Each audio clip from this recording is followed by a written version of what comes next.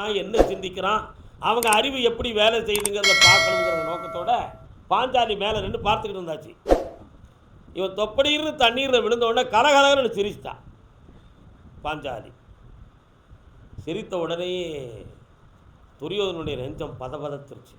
ஆஹா, எதிரியின் மாளிகையில் விழுந்ததை எண்ணி ஒரு பெண் நம்மளை பார்த்து சிரிச்சிட்டாளே, நமக்கு பகுத்தறிவு இல்லை என்பதை அவள் புரிந்து விட்டாளே, நம்ம அறிவை மயக்குவதற்காக இதை செய்து நம்மளை அவமானப்படுத்தி விட்டார்களே, இவளுடைய சிரிப்பு எனக்கு ஏளனத்தை கொடுத்து விட்டதே, என் அறிவையும் என்னையும் வெளி உலகத்துக்கு அடையாளம் காட்டுவதற்கு காரணமாகிவிட்டதே, நான் மயங்கி விட்டேனே, என்னை இவள் உலகம் முழுக்க சொல்லி என்னை நகைத்து விடுவானே, இனி இந்த உலகத்தில் அவள் இருப்பதா தான் இருப்பதாங்கிற அளவுக்கு அவன் உள்ளத்தில் சிந்திச்சிட்டான்.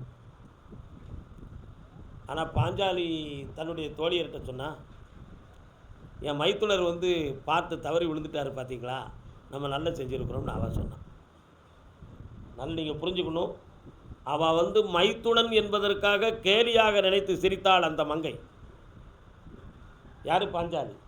ஆனால் துரியோதனுடைய எண்ணம் எப்படி இருந்துச்சு? கெட்ட எண்ணமாக இருந்துச்சு. அந்த சிரிப்பை மனதில் வைத்துக்கொண்டு இந்த ராஜ்ய சபையை ஒழிப்பேன், பாஞ்சாலி ஆகிய உன்னை என்னுடைய சபையில் அவமானப்படுத்துவேன், உன்னுடைய பாண்டவர்கள் 5 வெல்லுவேன் அப்படின்னு சபதம் விட்டு போர் தொடுக்கிறதுக்கு போய் திட்டம் போட்டான். அந்த திட்டத்தில் விழுந்தது தான் மகாபாரத போர். மகாபாரத போர் அதுக்கு பிறகு தான் வந்துச்சு. ஆனால் அடிப்படை காரணம் என்ன? ஒரு பெண் சிரித்ததுனால உள்ள ஒரு காரணம்.